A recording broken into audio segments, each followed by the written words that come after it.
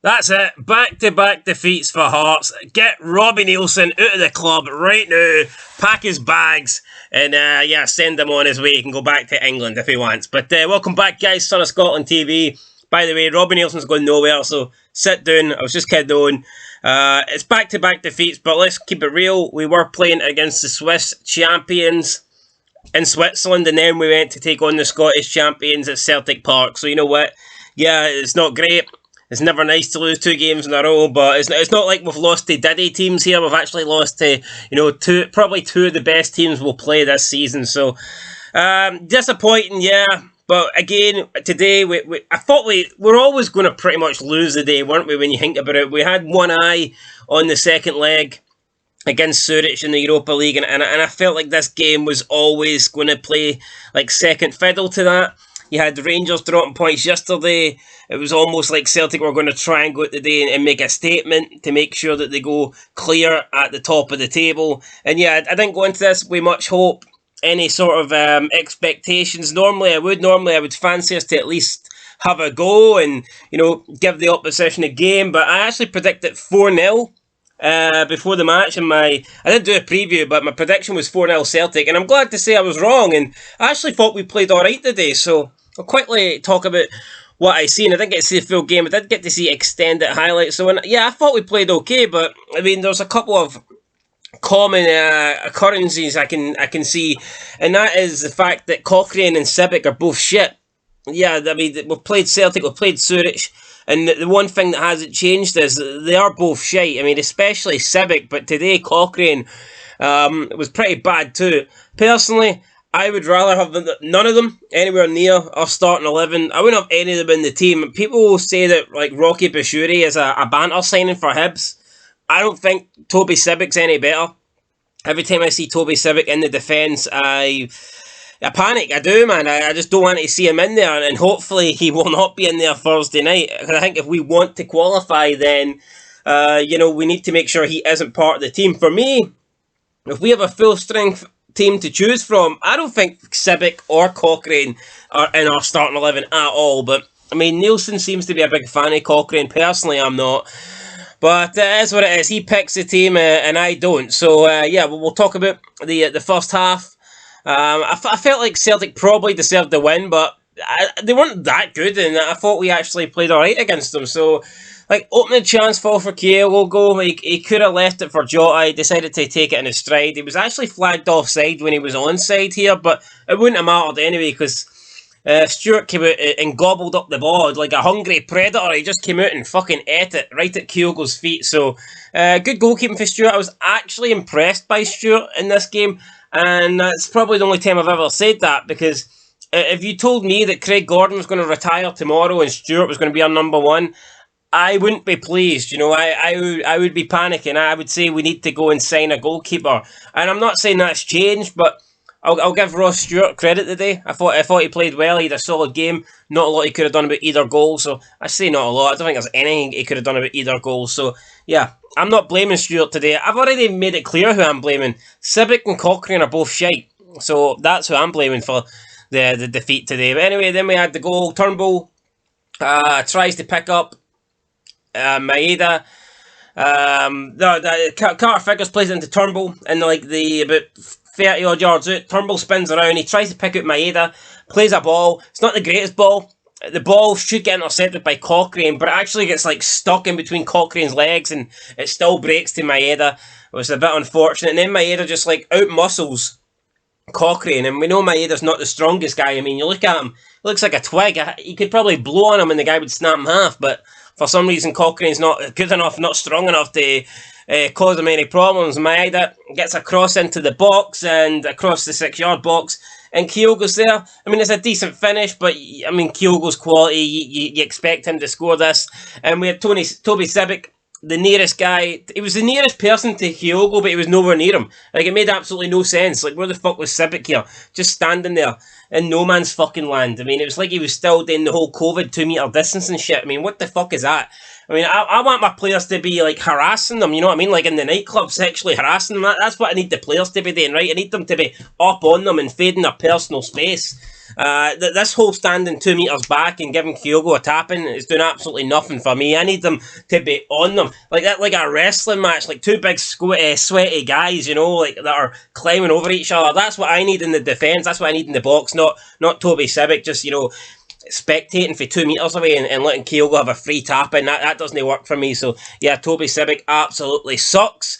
But then when we responded well with a really positive move with Gary Mackay-Steven getting the ball from the sideline, he came in, cut inside, and then we had nice first touch passes here with Haring, Boyce and Forrest.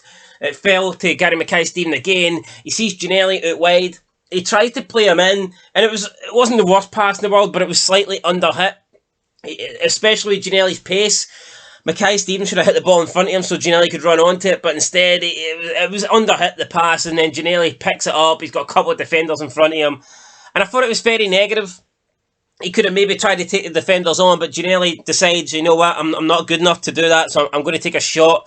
Realistically, I'm not going to score, and he dragged it horribly wide, so the good bit of play led to absolutely nothing. But I do remember when we beat Celtic 4-0, Kyle Lafferty scored a goal from this sort of range, so who knows, maybe Ginnelly is watching tapes of that and he wanted to repeat what big Kyle Lafferty done, but unfortunately his shot nowhere near doing that. Then Celtic continued to be on the attack with O'Reilly floating in a cross.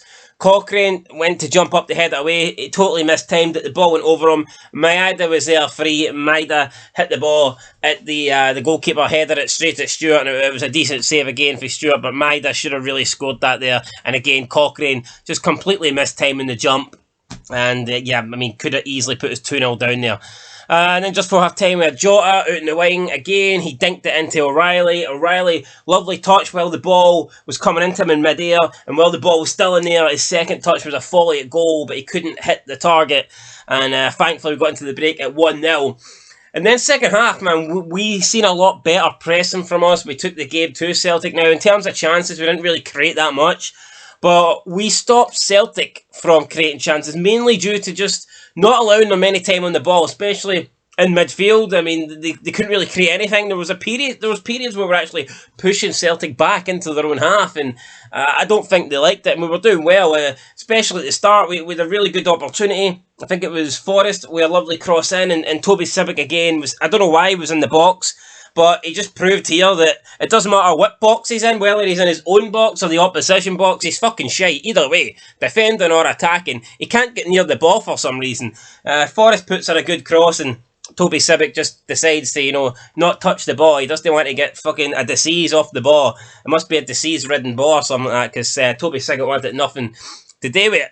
Then we had Taylor, who I think has been really, really good the last, 6 months, especially since they brought in that new signing, Bernaby. I think Taylor's been great this season. I didn't think he was good enough to be in the Celtic squad. I thought Ange was definitely going to replace him when he came in, but I can see Greg Taylor now being the Celtic number one left back. I think Taylor has responded to criticisms, and he's really upped his game lately. He found a good cross in to the box, and it was Giamakis with the header, but unfortunately fortunately his header went over the bar. Unfortunately for him, but fortunate for Hearts.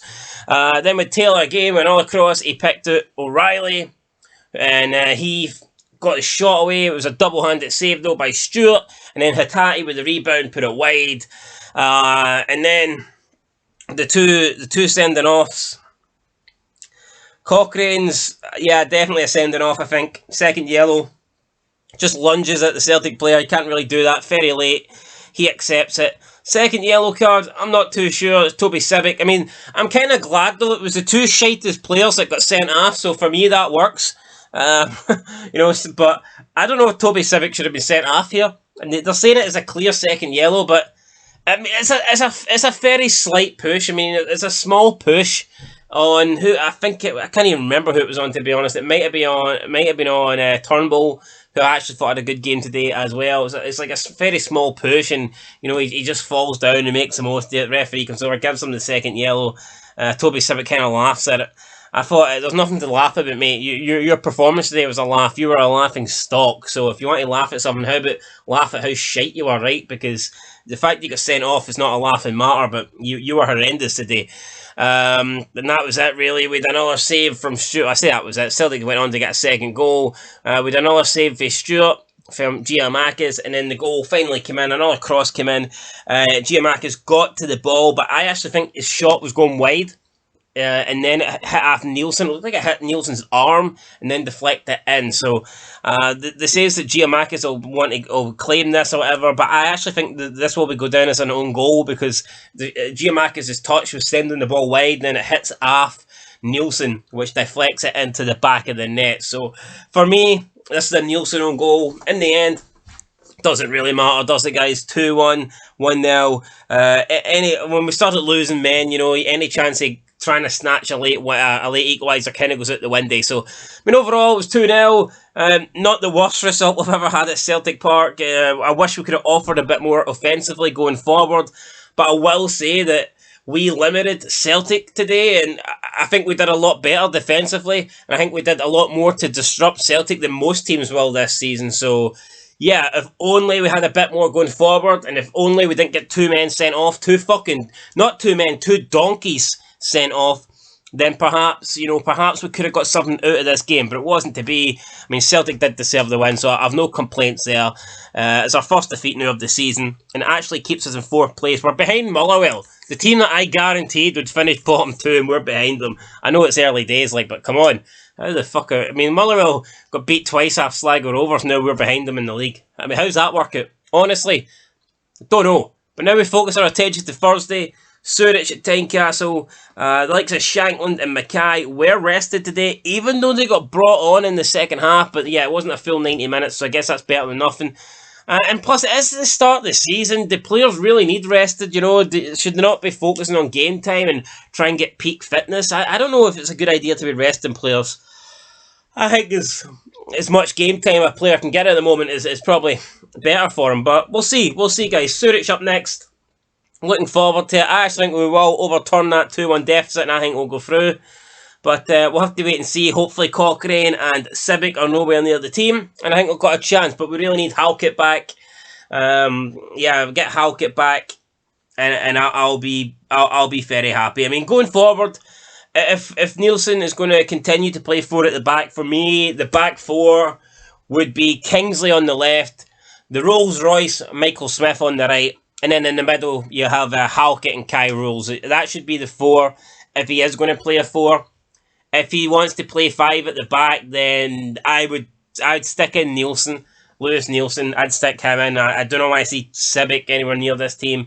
And I'd rather not see Cochrane near it either. So, that's my thoughts, guys. Disappointing game to lose, you know what I mean? You can't really take... we stopped Celtic from scoring a shitload of goals. That's about as positive I can be today. But yeah, hopefully we're a lot more positive on Thursday night. Hopefully we get a positive result. And hopefully I can give a positive review without calling any players shite or donkeys. But anyway, that's it, guys. I'll catch you in the next one. Leave a like, leave a comment, subscribe if you haven't. And I'll see you next time. But until then, peace.